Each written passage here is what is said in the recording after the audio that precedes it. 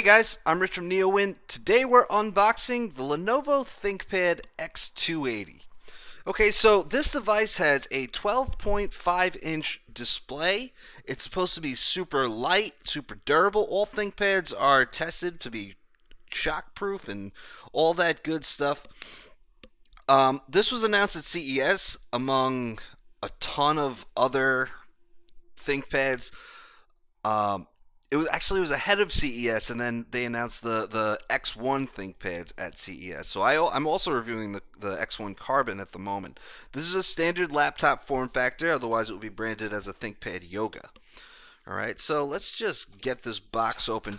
Now you can see that it doesn't come in a fancy box, and there's a reason for that. ThinkPad is, or Think in general, is Lenovo's business lineup.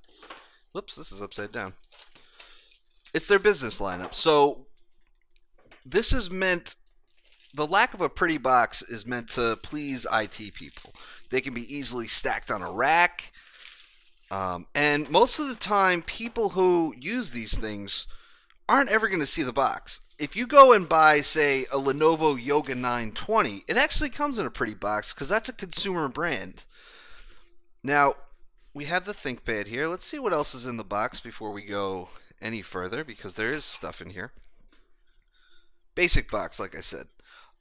Here we have a USB Type-C charger, right, and the cord. So one thing to note about this should be a standard 65 watt charger. One thing to note about this is that USB Type-C is one of the main improvements this time around. And I don't know if you've ever used Lenovo's ThinkPads, the older ones. It had a proprietary charging port that looks kind of similar in shape to a USB Type A port. And what a lot of these brands are doing, and Lenovo kind of did last year with some of its ThinkPads, is that it added USB Type-C charging on top of the proprietary charging port. So businesses that had those old chargers lying around could still use them, but they could also use the new standard at the same time. So now you're seeing those same lines, and I'm not just Lenovo. HP did it with the EliteBook as well, where they're just ditching those old power ports entirely in favor of USB Type-C, which I mean, I love the idea of having both, but USB Type-C is where you want to be, because you want to be able to use the same charger across multiple devices as well. So, if your business has ThinkPads and it has HP EliteBooks and Dell Latitude and a whole bunch of other stuff, you can use the same charger to charge all of them. Okay, so this device is kind of small. Okay, comes in at just over 2.5 pounds, which is heavier than the ThinkPad X1 Carbon, but it's very compact, as you can see. This model that they sent me should have a Core i5 8th gen, and that was another big feature that they upgraded in this round, is the 8th gen processors. So these are U series 8th gen processors. So these are quad core now.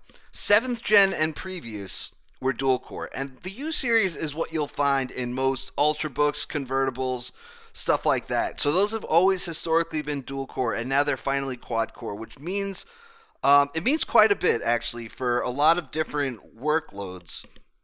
If you use Hyper-V, those extra cores will come in handy, and these are ThinkPads, which means that they come with Windows 10 Pro, and so those extra cores could come in handy, because obviously Hyper-V doesn't come with Windows 10 Home.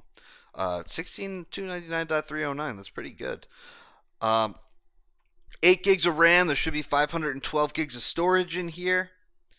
All right, and yeah, I mean, it's a really nice machine. It seems like kind of a mini ThinkPad X1 Carbon, and the hinge goes 180 degrees, which is pretty standard for Lenovo stuff. We can see there's a privacy guard in the camera. So the webcam works, and then you just flip this over, and it's closed. This is something that we're seeing a lot in new, especially business laptops, but really just devices in general, because normally a lot of people would put, say, a Post-it over the webcam, and now you're not having to do that anymore. Lenovo did this. Huawei's got one where it it hides the camera in the keyboard between the F6 and F7 function keys. And so yeah, that's becoming a very popular feature, especially in business products. It has a touchscreen anti-glare, which is why you can't see my camera in the reflection there. Um, the keyboard, I love Lenovo's ThinkPad keyboards, and that's why I love ThinkPads in general. If they're my laptops of choice because the keyboards just feel so comfortable to type on, and that's obviously something that's important to me since I write a lot of articles. Fingerprint sensor for Windows Hello. Now, a lot of Lenovo's new ThinkPads offer facial recognition. The thing is, they haven't included facial recognition and the privacy guard on the same model. So on devices like the X1 Carbon, you have a choice between facial recognition and that privacy guard. And hopefully that's something they work out with the next generation of this stuff. So this machine comes in at between 17.4 and 17.8 millimeters thick. Obviously it's meant to be very portable because it is pretty light. It can get around. So if we look at the ports over here, we have a USB 3.1 Type-C port, a Thunderbolt 3 port. So we can see there are two Type-C ports here. One is Thunderbolt 3, one is USB 3.1. Now, the spec sheet that they sent me didn't say if it was 3.1 Gen 1 or if it was 3.1 Gen 2. And the difference between that would be 5 gigabits per second and 10 gigabits per second. Thunderbolt 3, though, is 40 gigabits per second. All right, the Type A port is USB 3.0, HDMI 1.4, 3.5 millimeter audio input-output jack, and we do have a networking port here, which can be used with an adapter. Okay, on this side we have another USB 3.0 Type A port and a smart card reader. Okay, so that's the ThinkPad X280. We can see that it still includes the older ThinkPad branding. On the new X1 models, it's kind of a chrome ThinkPad look, and Lenovo's actually pretty proud of that branding. And of course, it's an X1, so it has this new X1 branding over here instead of the Lenovo logo. And I mean, that's about it. Lenovo was pretty proud of that new ThinkPad branding on its flagship, so I get why it didn't happen because these were announced probably about a week before the X1s. And what this really seems like, though, is just a kind of a smaller version of the ThinkPad X1 Carbon. It's I mean, like I said, 12.5-inch display instead of a 14-inch display. It's around the same weight, a little bit thicker, and that's about all it is. There are a lot of ThinkPads on the market. Like I said, they announce close to a dozen of these at CES every year. So a lot of them are smaller variances of the others. Like, for example, last year I reviewed the ThinkPad X1 Yoga, which is the 360-degree convertible, and then I reviewed the ThinkPad 370, which was almost identical to the X1 Yoga, except it had a 13.3-inch display instead of a 14-inch display, and maybe a few, fewer ports.